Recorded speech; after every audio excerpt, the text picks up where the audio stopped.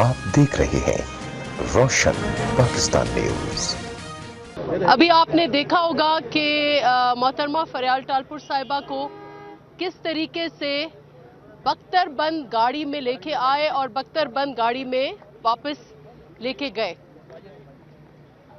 इस वक्त पाकिस्तान में पूरे मुल्क में एक सियासी कैदी हैं, एक खातून सियासी कैदी हैं और उनका नाम है फरियाल टालपुर साहिबा। और जिस तरीके से उनको यहाँ पेश करते हैं और लेके जाते हैं वो तो हम दहशतगर्दों के लिए ही देखते हैं। तो ये बहुत अफसोसनाक बात है और एक बहुत बड़ा सवाल है पाकिस्तान के जस्टिस सिस्टम के ऊपर, अकाउंटेबिलिटी सिस्टम जो है उसके ऊपर। तो वैसे ही आपने देखा है कि दोहरे मयार हैं। एक तरफ पीपल्स पार्टी के लीडरान के साथ जो सलूक किया गया और दूसरी तरफ एक तरफ लाडले और दूसरी तरफ सौतेले। और बिल्कुल हमें मेडिकल की बुनियाद पर फॉर्मर प्रेसिडेंट आसिफ अली जरदारी साहब को बेल मिला है।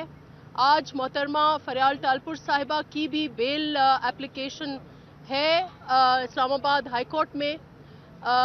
होना तो ये चाहिए था कि लीगल मेरिट पर बेल होनी चाहिए थी, क्योंकि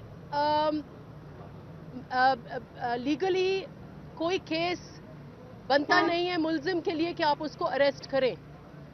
इल्ज़ाम की बुनियाद पर तो हर एक कैबिनेट मेंबर भी अरेस्ट हो सकता है, खुद वजीर आज़म भी अरेस्ट हो सकते हैं। इसलिए इस पूरी अकाउंटेबिलिटी प्रोसेस के ऊपर सवालिया निशान है। और अकाउंटेबिलिटी कोर्ट जहां हम खड़े हैं, हकीकत में उनको बेल लेना चाहिए था कि 90 दिन से ज़्यादा हो गए हैं, रिमांड पीरियड आपका पूरा हो चुका है, रेफरेंसेस अभी तक बने नहीं हैं, तो किस बुनियाद पर आपने तहवील में रखा हुआ है और किस बुनियाद पर आप बख्तरबंद गाड़ियों में एक खातून को, और वो खातून जिनका एक किरदार रहा है पाकिस्तान की सियासत में, बिलखुसूस पाकिस्तान पीपल्स पार्टी की सियासत में, वो एक डिस्ट्रिक्ट नाज़िम रह चुकी हैं, 2 दफ़ा MNA रह चुकी हैं, इस वक्त MPA हैं, हर दफ़ा इलेक्ट होती हैं, बहुत बड़ी अक्सरियत से इलेक्ट करती हैं। तो इसलिए अब हम उम्मीद करते हैं कि मेरिट की बुनियाद पे आज उनको बेल मिलेगा। हम तवक्को करते हैं कि इंसाफ होगा। इस वक्त जिस बेसिस पर एप्लीकेशन डाली गई है वो ये है कि मोहतरमा फरियाल टालपुर साहिबा की एक बेटी हैं, वो स्पेशल पर्सन है, स्पेशल चाइल्ड है और ज़रूरत है कि वो अपनी मदर के करीब हो इस बुनियाद पर।